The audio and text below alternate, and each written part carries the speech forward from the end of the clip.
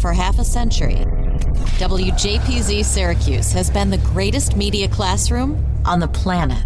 We've trained students from the 1970s to the 2020s on how to run a professional radio station. But the lessons learned and relationships formed go far beyond studios and transmitters. Taking a look back through the eyes of those who experienced it. This is WJPZ at 50.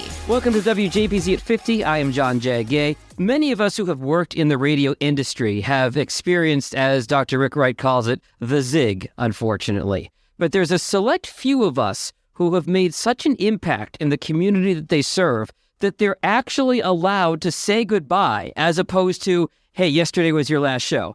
That actually happened a few months ago for today's guest. I'm thrilled to have him. Welcome from the class of 92, Kendall B. Jag, how are you this morning, this afternoon, this evening, whenever you're listening? It's a podcast. It doesn't matter. You're a morning show host, so I know you want to say this morning, right? It comes so naturally to me to say good morning because I've been doing it for so long. So it's good to be here, good to be part of this whole collective. It is so much fun. Take us back to the beginning, Kendall. How did you end up, because you're an LA guy, how did you end up in frigid Syracuse, New York? Well, like a lot of people, I wanted to be the next Bob Costas. Hang on. I got a toe board in here. One more tick mark because you're about the 20th person. Okay, go ahead. Yes, I wanted to be the next Bob Costas, next Marv Albert. So sports broadcasting and Newhouse is what brought me to Syracuse. And Syracuse was top of my list. Michigan State was 2. Purdue was 3rd. Because I knew at the time, at least, they all had decent journalism/broadcast schools. Northwestern wasn't there. Neither was Mizzou for whatever reason. So imagine me, this kid from Southern California, saying, I want to go to Syracuse, never having experienced snow, never having experienced cold weather like that. But I knew that's what I wanted. And when I got the acceptance letter, I told my mom, told my dad, this is what I want to do. And they said, all right, let's do it. Packed up my things, went all the way across the country, flew out with my stuff, and I landed at SU for freshman year, Sadler Hall. Ditto. Yeah. And freshman year, I never forget it.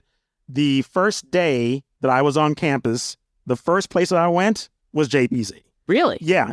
I took a beeline to Watson Hall and went to JPZ and just walked in to see what was going on because the door was open.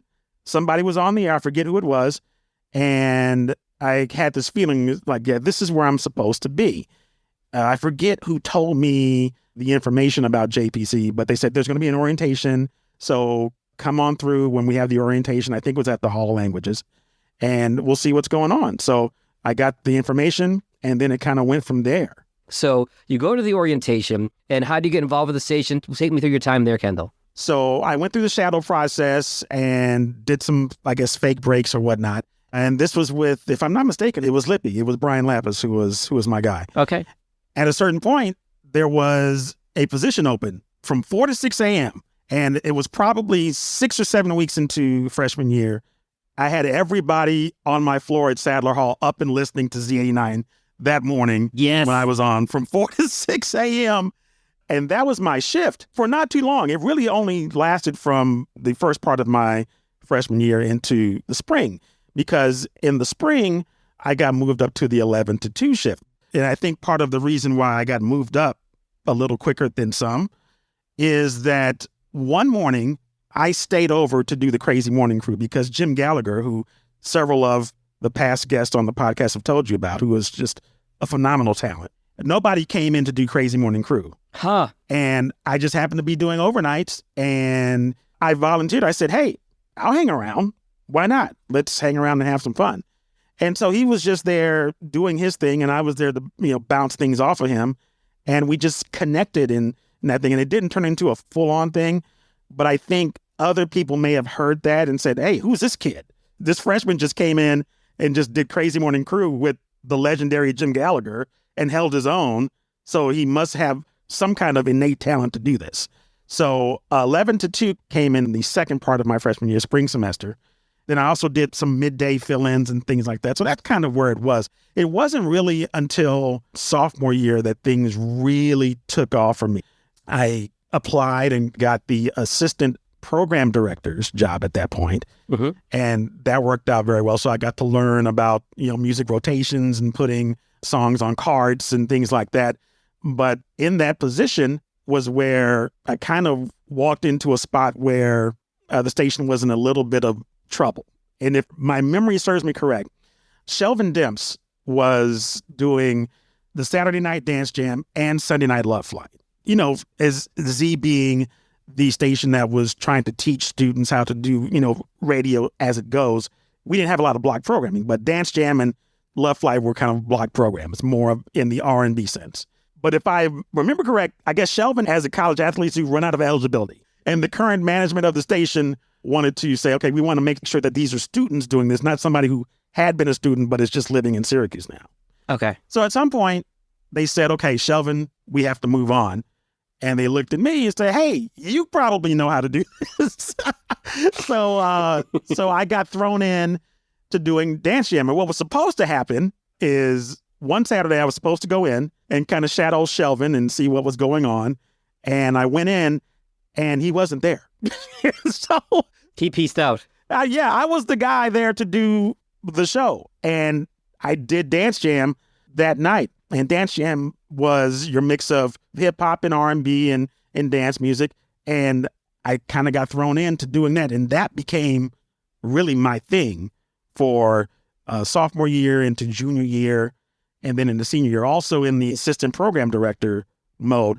And one of the things that, it shows you how your journey goes is that I was not one of those people who spent a summer on campus. And I knew that I would have to do that if I wanted to exceed and go to the program level, the program director level. But I didn't do that. I believe it was Hollywood Hal, who was the program director. And we had the discussion and he said, you're not running for program director? I said, no, I'm going home for the summer because of a couple of reasons. Number one, I was homesick. Number two, I couldn't afford to stay on campus the entire summer. Sure, yeah. Number three, I had a pretty primo internship at the Arsenio Hall show. Oh. This is what, 90, 91-ish? This is summer of 90. Okay. So I got that internship. But the good thing about that is that I learned so much about the industry just by watching the pros do it, even on the television end, that it served me so well coming back that fall that I was able to implement so many different things on my show and things that I was doing at the station. So I kind of became the Dance Jam guy for junior year, just not doing anything administratively at the station, just that. And then senior year comes along and all of a sudden the Crazy Morning Crew comes back into my life. I hadn't done anything on the crew since really freshman year, but I knew people who had done it. And one of the shows was Matthew Berry, Adam Shapiro, and Chris Lindsay. And they were funny. They were really good. For whatever reason, I don't remember why, Matthew couldn't continue on the show. Whether I think he was too busy or doing something else was going on that he couldn't do it. And Adam, who I was already friends with since freshman year, he said, hey, you're already here at Z89 doing this. How about you come and take the anchor role on the crew? I said, sure, because I'd always wanted to do mornings.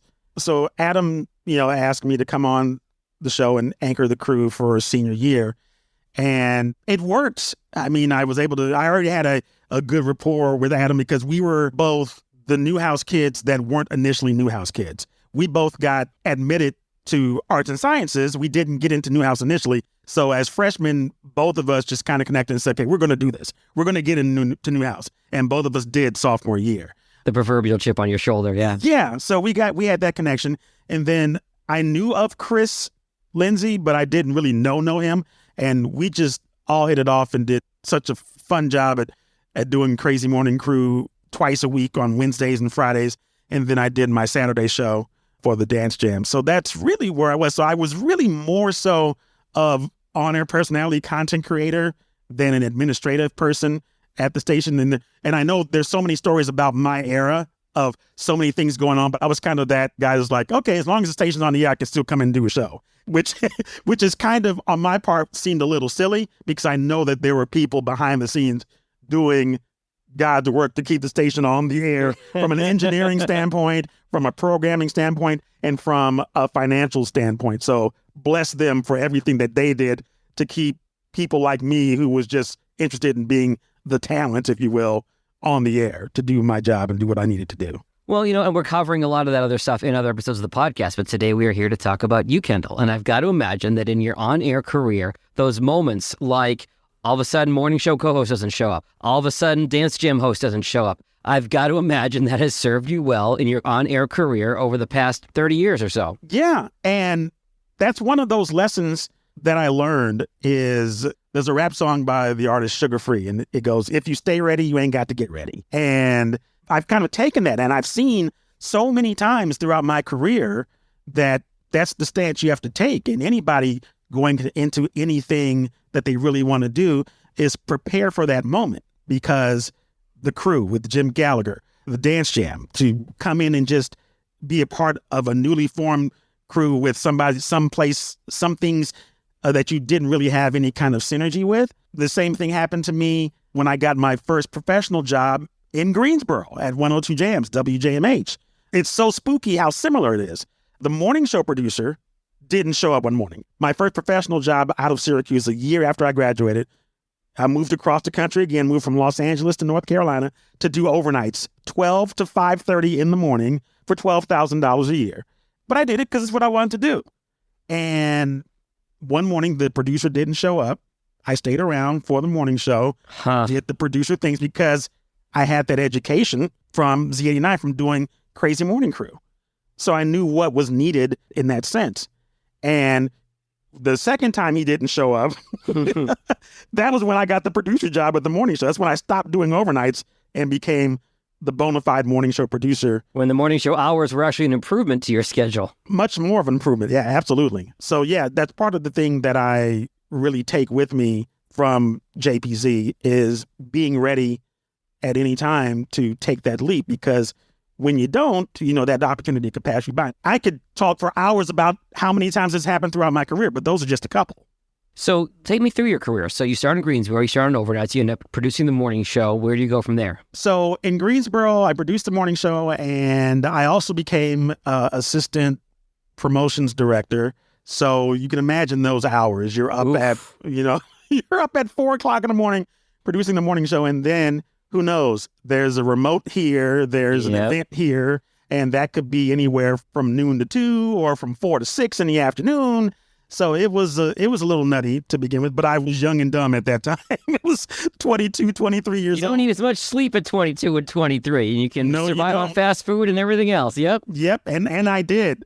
Fun story about some of those promotions things. One of our promotions was called Friday Night Live, and we used to take the van out with the night personality, the Bushman, who was in Detroit. Oh, yeah, Bushman. I worked with him at Clear Channel in Detroit. Great guy. Yeah, Bushman was our night guy at the time. And we would take the van out on Fridays and just go to random parking lots, open up the van, play the music, and have people come out and get food. And one of the food vendors was Bojangles. Anybody who's lived down south for a while, they know Bojangles.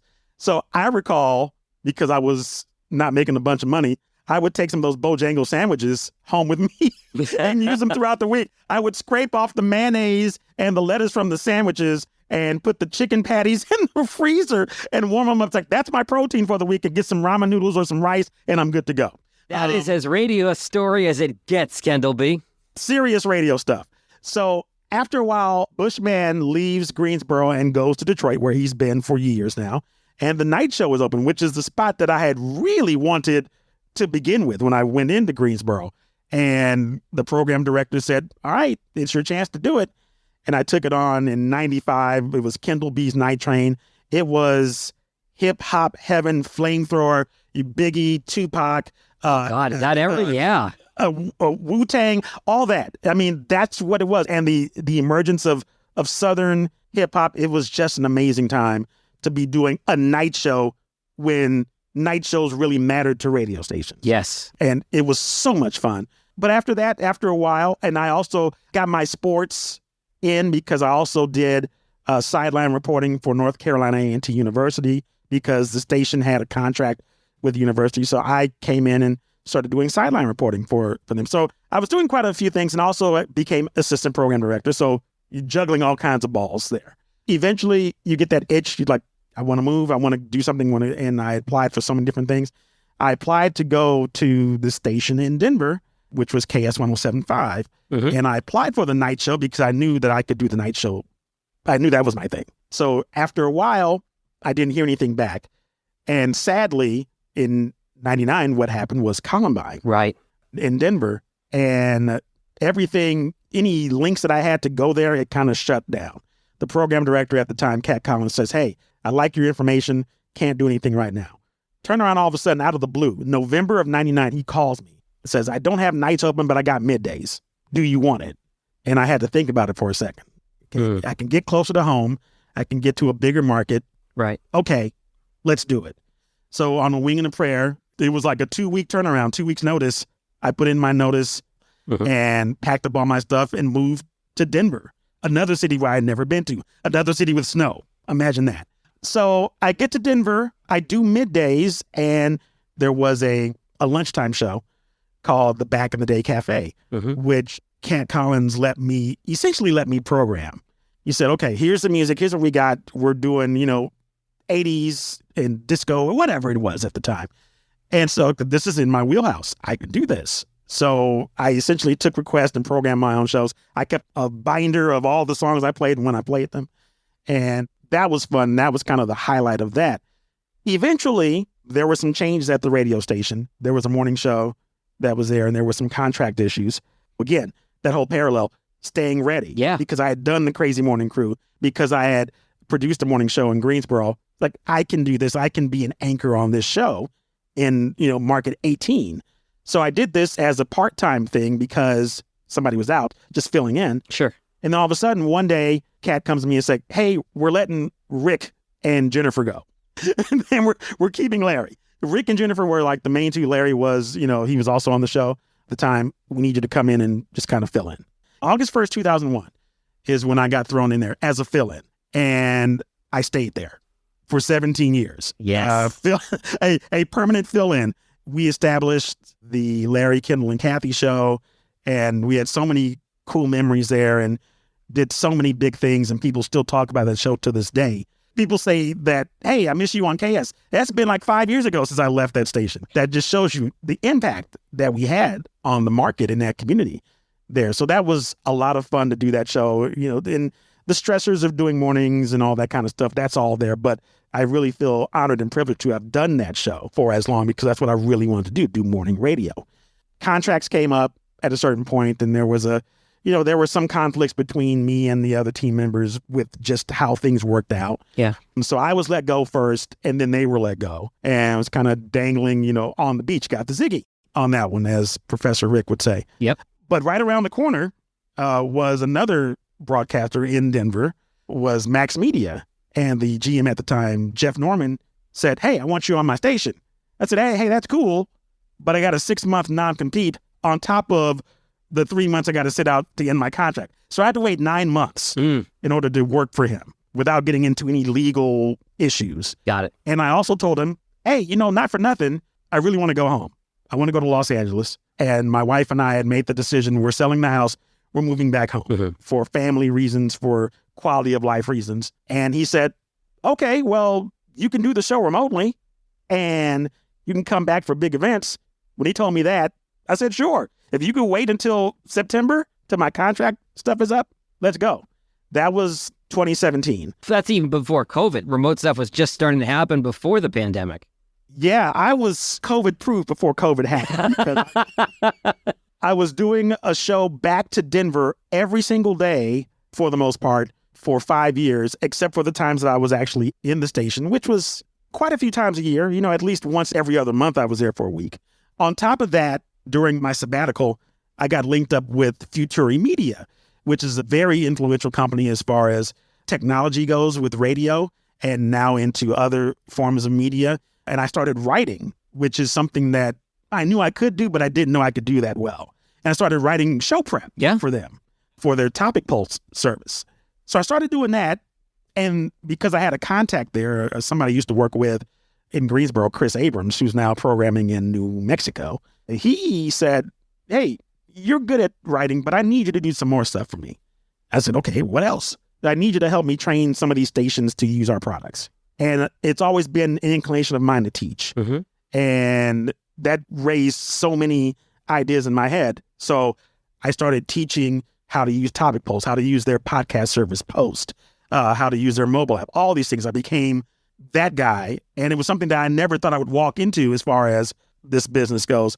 But it has definitely been a plus for me because it's shown me more of the business side, and it's also shown me that I can do other things other than being on the air, even though that's my love and my joy, being a broadcaster. What you said is so important because I know with the climate of TV and radio, a number of on-air folks on both sides have gotten off the air recently. And I feel like it's so often I've had a conversation with one where they say, geez, all I know is being on the air. Like, I don't know how to do anything else. Like, what else would I do?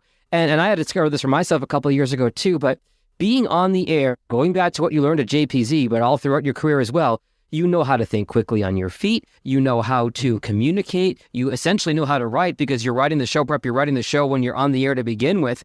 People who are on the air have so many skills that they don't even realize they have until somebody sort of like grabs them by the shoulders and shakes them and says, you can do this too. So I'm so glad you said that. Yeah, there are so many skill sets that I took from my time at JPZ and then just other things that I've done. And being on the content creation broadcast side on the air, being a quote unquote DJ or on-air personality, I've thought those things too. It's like, what else can I do? But then getting into the futury side of this, I said, oh, I can do a whole lot more. I really can. Even though my first love will probably always be broadcasting and doing a show, it doesn't have to be my main thing all the time. That's what I can take from that and hopefully give to somebody else that might be going through that struggle. All the things you've done on the air, promotionally, marketing, selling, all those things you can do for different people. And quite frankly, they might pay you more than what you got paid at the radio station. You did start at $12,000 a year in Greensboro, you said. Right? They might pay you a lot more. It's the podcast celebrating the world's greatest media classroom. It's WJPZ at 50. Hey JPZers, it's Sam Kendall, class of 2018 and chair of this year's banquet committee. Banquet 38 will be March 4th, 2023, and time is running out to get your tickets. You can buy tickets now for $125 through February 28th. Get them now through the link in our show notes. Looking back at half a century of broadcast excellence. This is WJPZ at 50. One of the things that I think is really to your credit, Kendall, and getting to know you more the last couple of years is how smart you are when it comes to pivoting and always seeing what's next. You were able to do a show remotely before even COVID. You were able to, pivot and do all these different things and write and work with Futuri and Post and all these things. And what you're doing now is also kind of cutting edge too, right? With the new show? Yeah. So you mentioned at the top that, I got a chance to say goodbye to my Denver audience. So what happened, there was a change in, some programming management, and they decided to go another way.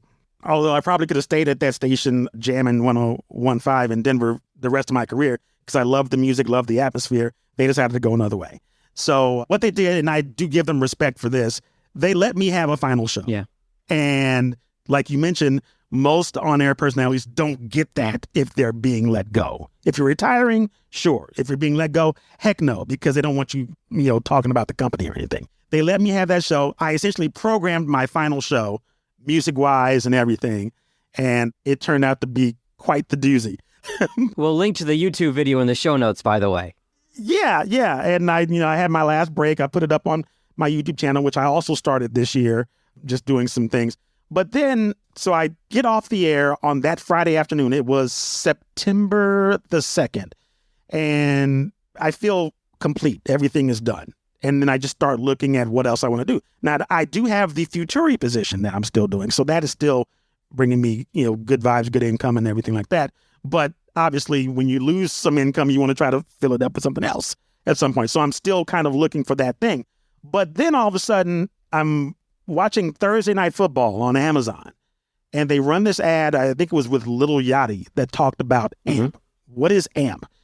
AMP is a social media / broadcasting service. It's kind of a combination between Twitter Spaces, a podcast, Clubhouse, and a radio station. Okay. It's kind of all that mixed together. I think it's already lasted longer than Clubhouse. Right? Yes, exactly. So I saw it. I'm like, wait a minute. This is 2 weeks after I got let go in Denver. I saw this and I showed it to my wife. I said, I could probably do my show again on this app. And I have all the equipment. I just got to plug it in and get into the app. And she said, you should do it. I said, okay, well, I'll wait till we get back from our anniversary trip to Mexico. She said, no, you should start next week. Your wife said that. Your wife opposed to the anniversary trip to Mexico. Okay. That's why I call my wife my executive producer, because she's much smarter at a lot of these things than I am. I tell all of my single friends, do what I did, marry somebody smarter than you. That's right. Yes. So she said, nope, start next week. We'll take the week off after that, and then you can go.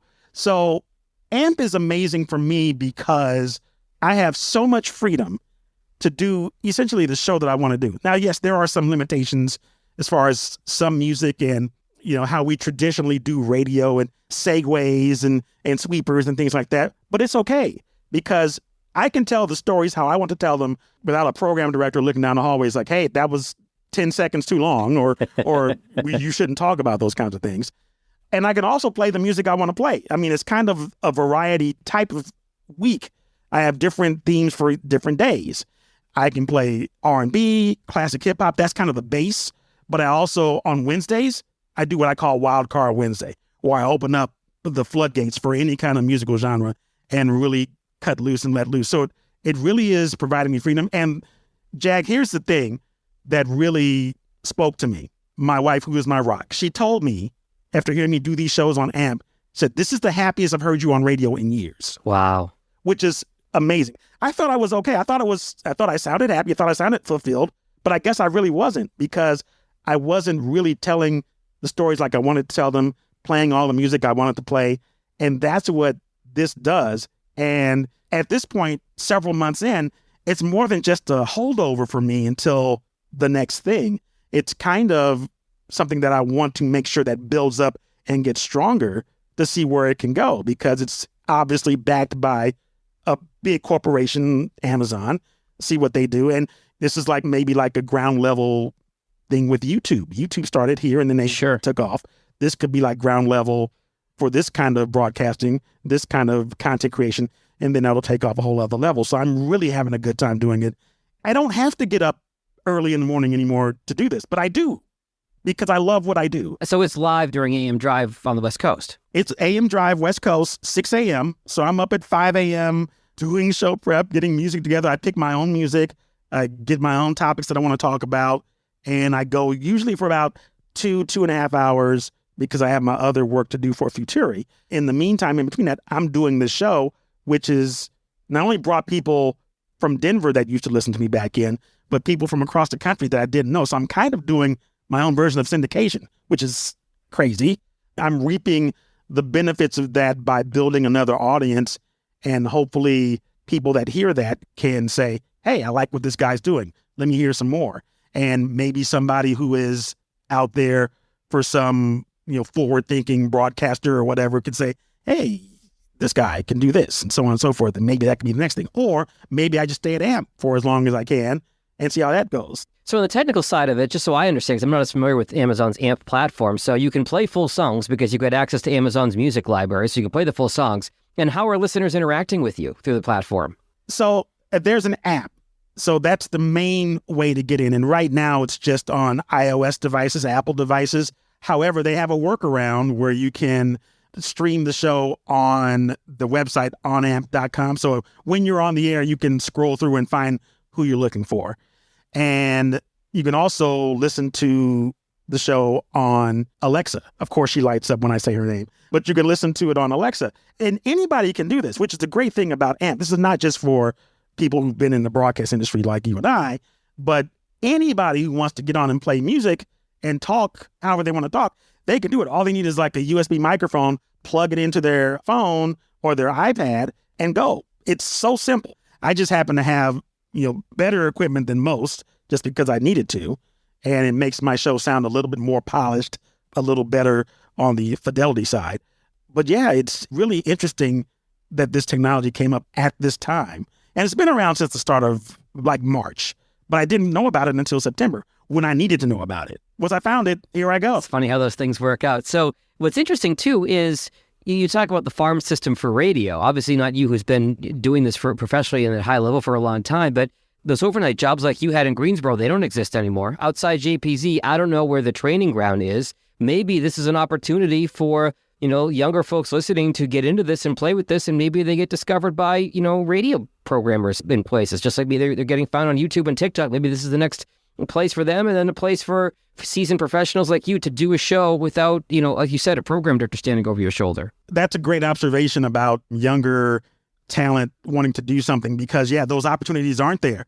So if you have a person who gets into a radio station, if there's even still internships, because I know a lot of stations don't even have those anymore, but if they get in, say they're doing part-time promotions or something, but they're not ready to get on the air yet, the AMP app is a great way for those people to get on and do their own show and to provide themselves with the proper training and the proper chops to say, okay, this is how I want to sound, this is how I want to do this, and air check themselves or have somebody else do it for them. It really is a good opportunity for them to do that. And yes, for the folks in the radio industry, it's another way for them to look down instead of just saying, well, I'm going to get this influencer. Well, this influencer may not be who you need for on the air. Exactly. I wish radio people would know that. Just because they have 2 million followers on TikTok doesn't mean they can put a coherent sentence together on a microphone live. Doesn't mean they can translate on the air and really connect with a listener. And I've told people this all the time. If you can go and sit in a closet for an hour and kind of talk to yourself, you could probably do this job. That's what it takes. I mean, it really does, because you're interacting with people. And I think you asked earlier how people interact with me. They're in the app. There's a chat function, and there's actually call-in features in the app where people can talk to you that way. I don't use it that much because I like to just kind of barrel through and do what I do. But I do take comments from the chat and kind of go back and forth with them. So I have a good relationship with the people who are coming in on a daily basis. Kendall, I always ask people on the show that have worked in radio or are working in radio briefly what your take is on the industry where it sits right now. There are a lot of people who are, calling for the death of radio like they have been for 100 years. But where do you see it right now? A lot of big companies have had a lot of cuts lately. Some of the small companies are doing some stuff too. But where do you see just generally the state of the business right now? It's meh. How can I say it? I guess that's the easy way. It's meh, because there's so much opportunity that's there that I don't think companies are taking advantage of. I could easily say we should go back to the good old days, but sometimes the good old days, it isn't the best thing. And when I say good old days, I mean as far as building around those 3 pillars that I think we all were taught, morning show, marketing, and music. Mm-hmm. And I don't think that stations are building around those 3 as much anymore. Now, times have changed. Are people waking up and using radio as a vehicle as they used to, or as a medium? Maybe not. But still, it's all about getting attention. And I think that too many companies, too many radio stations are not grabbing our attention. There are way too many other outlets, like you mentioned, AMP. But forget that. You've got YouTube, you've got Spotify, you've got Apple, you've got podcasts, your business too. You have all these things that people can reach out to throughout the day that are outside of the radio. And it's so much easier to access those things now. You can plug it into your car and go and not turn on a radio. There are cars where you have to search for the doggone radio. So that's the problem I think we have as a radio industry, is that we're not capturing the attention of the general crowd. We need to do more things to stand out. We need to have big marketing things that aren't just a concert that's once a year, that's in one place, that sends, maybe 3 listeners to. You can't do, let's get into the crux of this thing. Let's do big ideas. Let's do things that are going to capture attention. Let's not be so tight and stringent on these playlists, because you've got so many other ways that people are getting their music if you're going to be a music format. Let's open this up a little bit so that people can say, hey, that's a moment. We have to think about these moments, and that's the moment that'll make me come back to here instead of hearing this song for the 300th time this week. Hey, that's a song I haven't heard. I like this song. Let me come back and see if they're going to play something else. And from a talk standpoint, it's the same thing. We have to get into these big ideas. We have to stop playing the old playbook, and people are 10 years ahead of us in radio. We really need to update our thinking, or else it's going to just shrink. It's not going to ever go away, I don't think, but it's just going to keep shrinking in the consciousness, because few kids turn on the radio. And that's the problem. Our audience is older. And if you want to get into that next generation, you've got to get them coming back for some way, somehow. And I think those are some of the issues that we have to deal with as an industry. I don't think it's ever going to go away because it's still going to be a medium where we need to have it for news and information and things like that. But we're not exciting like it used to be. It really is almost not fun in some places. There are some stations doing a great job at that, but there are a lot of others, probably the majority of them, that seem like they're not having fun anymore. And we need to bring that back. Very well said. And that goes back to almost what your wife said about your radio show, is having that freedom and being creative and having fun, finding that fun factor. I think that is so well said. Before I let you go, Kendall, any relationships you've kept through the years from JPZ or funny stories you can remember from behind the scenes at the station? Okay, several. So let me get to the funny story. So when I was doing Dance Jam, we were not getting serviced on some of these songs. And again, you look at 1989 to 1992 and just the proliferation of, hip hop is building and some of these R&B acts are coming through. And we weren't getting those records sent to the station. So what did I do? I, of course, had a setup in my room. I had my stereo, I had a TV, and I had a recording device. So I would record music off of video jukebox. When they played the videos, because that was, for those that don't know, video jukebox was on some UHF channel in Syracuse, and you would call a 900 number, pay 99 cents to have the video played. So some videos kept playing over and over and over again.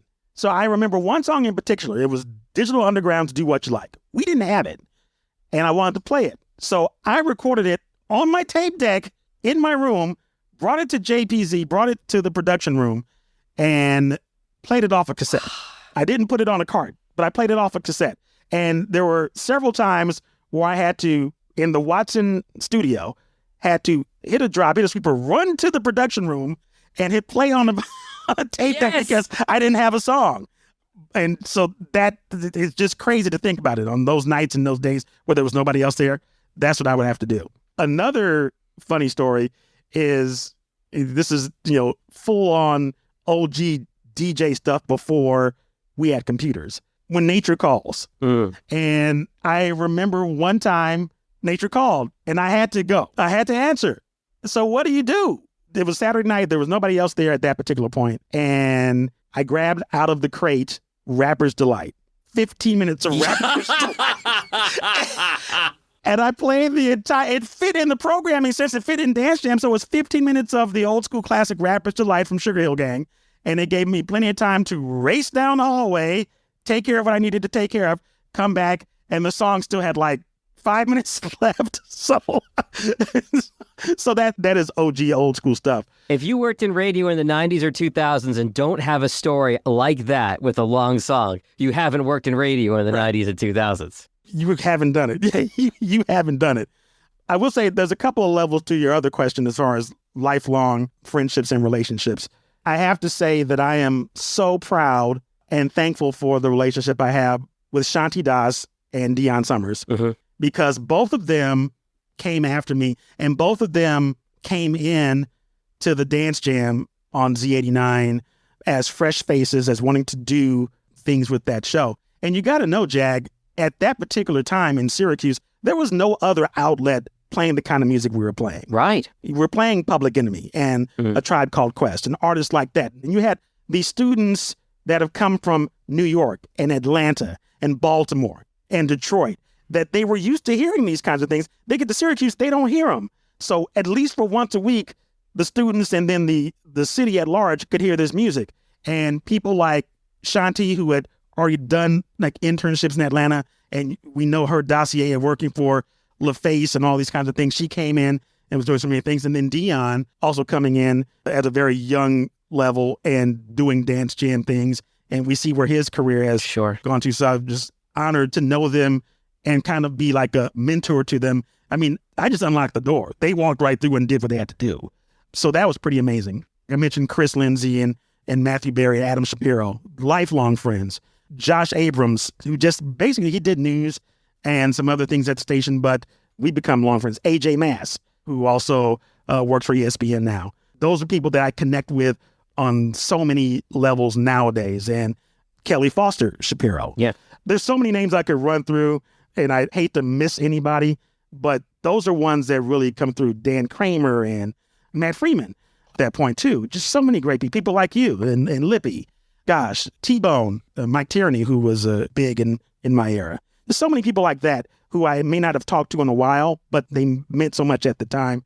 Tons of people, and you always hate to leave somebody out. I'm not going to play you off the stage with music or anything like that, so you're good. And I love what you said about Dion, because it talks about the tradition of teaching throughout the generations at JPZ, because Dion's going to be a future guest in the podcast. And because so many people have cited Dion as a mentor and someone they learned from. And it's great to take it back a step and see that you mentored him and let him in as a freshman, and just how that cycle has perpetuated for 50 years. And I just think that's a wonderful place to leave it. Yeah, there's so many stories in the history of WJPZ, and this podcast is going to remind people of some things that they may have forgotten or share the things that they did not know. And it just makes the legacy so much better. And it really reveals it. I think you mentioned it in one of the earlier editions. It's like, we are a family. And even if we go for weeks, months, years without talking to each other, whenever somebody in the JPZ family does something, we're like, yeah. And that might not have been my crew. It might have been not have been class 92, might have been class of 2002, might have been 82. We see somebody from JPZ doing something, we're like, yeah, that's my people. And it makes us feel warm. It makes us feel like we've accomplished something, even though it's somebody else who did it. And this classroom, this media classroom, this special place means a lot to so many people. One big, happy, successful, proud family. Kendall B, thanks so much for your time today. Thanks, Jack. Appreciate it. The WJPZ at 50 podcast is created entirely by the staff and alumni of the world's greatest media classroom. It's hosted by John Jag Gay, class of 2002. Editing help from James Bames Grundy III, class of 2020. Imaging by Maureen Cooper, class of 1999. And Ed Lacombe, class of 1985. Podcast artwork by Marty Dundix, class of 2001. Follow WJPZ at 50 on Apple Podcasts, Spotify, YouTube, or wherever you're listening right now.